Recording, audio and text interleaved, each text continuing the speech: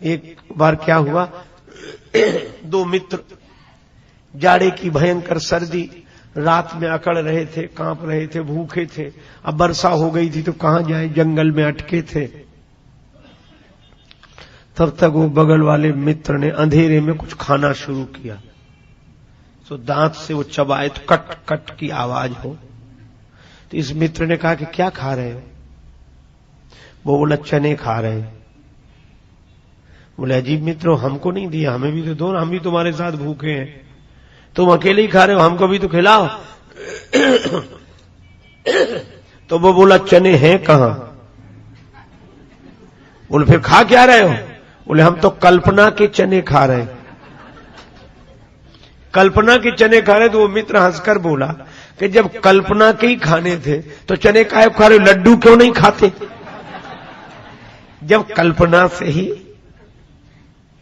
तो कल्पना के चने खाते तो लड्डू काहे नहीं खाते, उसमें क्या बिगड़ता? तो यही महात्माओं ने हम लोगों से कहा है कि मन को अगर कल्पना के चने ही खाने हैं, संसार की तरफ ही जाना है, तो भगवान की ही कल्पना के लड्डू खाए तो कल्याण हो जाए।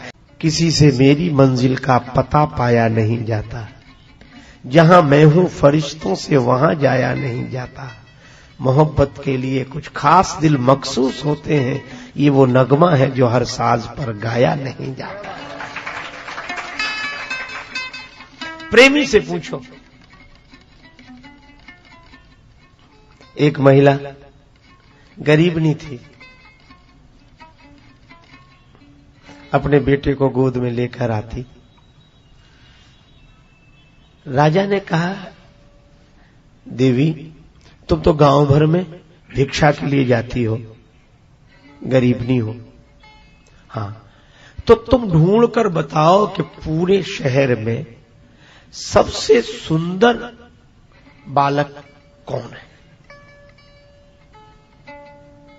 दूसरे दिन आई, तीसरे दिन आई, राजा ने कहा कल भर। जब चौथे दिन आई, अपने बच्चे को गोद में ली। राजा ने पूछा सबसे सुंदर, वो बोली यही है। राजा ने कहा ये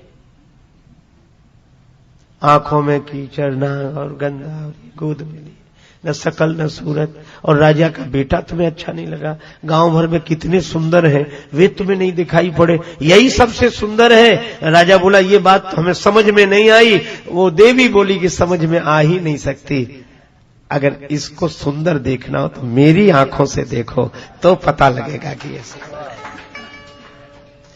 इसलिए भक्त की आंख ही ऐसी होती, वहां समझ काम नहीं करती, इसलिए समझ वाले यहीं रह जाते हैं।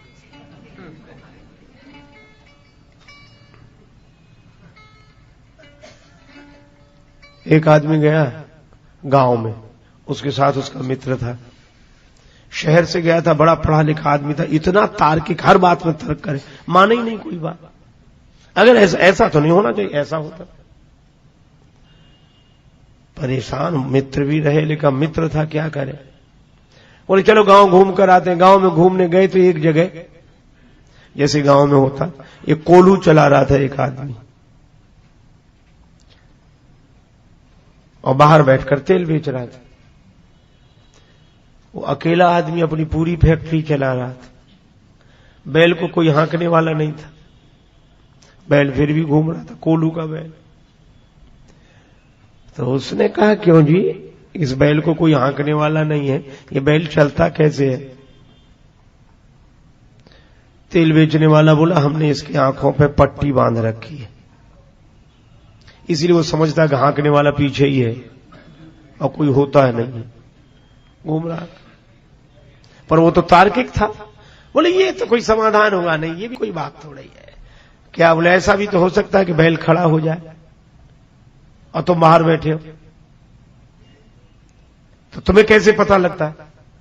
वो बोला हमने बैल के गले में घंटी बांध रखी, बैल चलते चलते रुक जाता, समझ जाते हैं कि रुक गया है, हम जाकर फिर हाँक देते हैं।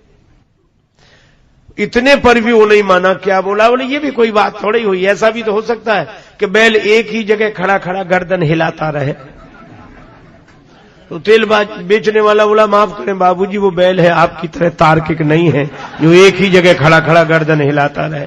ये कुतर्क करने वाले कहीं नहीं पहुंचते।